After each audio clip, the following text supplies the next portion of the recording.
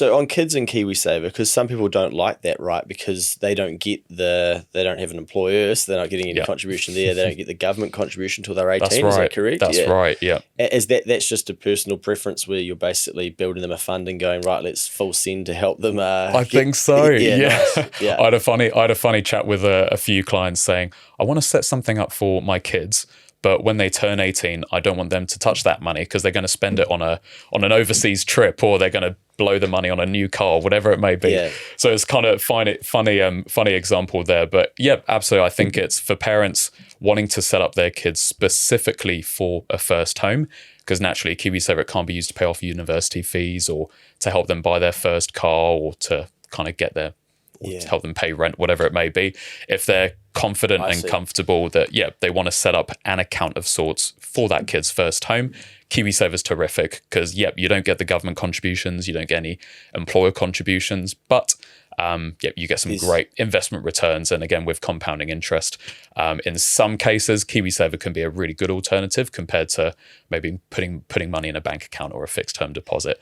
Again, depends what you're comfortable with, but there's some good opportunity there as well. Yeah, as a mate of mine says, it's a product, Kiwisaver, that basically protects you from yourself, right? So in that instance, like... really good analogy, yeah. The kids, you can't be tempted to grab it to do something with it because you can't touch it. So it's specifically for that first home. Yeah, definitely. Absolutely. Yeah. So exactly that. It's good. It's a focused investment plan, focused investment account for the kids on there, and they know it's going to be from there. And I think sometimes what clients aren't aware of is kids, if they do part-time work, maybe in their teenage years, 15, 16, 17, legally employers don't have to do 3%, but we have seen many who are happy to.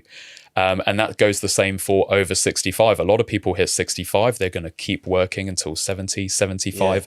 Legally, your employer doesn't have to do their 3%, but many are happy to, because I think at the end of the day, you're still an employee. You should still be treated equally as everyone else, regardless of your age. So I think even for parents, if you've got a couple teenage kids who are doing some part-time work, their employers may do that 3%. So it's worth double checking, and that's a great option. When you go out there in the field and you're going to people's homes or meeting with them, is there a little bit more now of a tendency to start thinking about their kids and investing and things like that?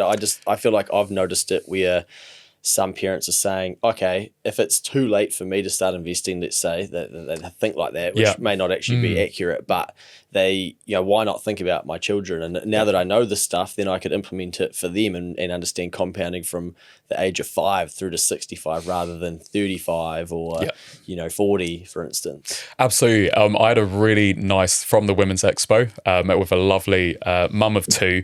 She brought her 15-year-old son along for the meeting, and that is terrific. Brilliant. We really encouraged it. It was great. He had more questions than her. It was great. And he's doing a few financial classes now. So absolutely, I think it's slowly introducing that mentality that it is never ever too late, whether you're 60, whether you're 10, or whether you're saving up for your kids or yourself.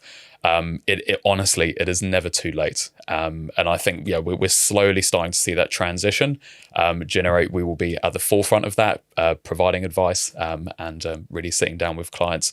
But it's really debunking. And then, as you mentioned, just going through those examples, putting it into perspective, year 2045, your kids might need $1 million for a deposit. That kind of is really what the catalyst to kind of do something. And never too late. That is my first and foremost one piece of advice. Yeah.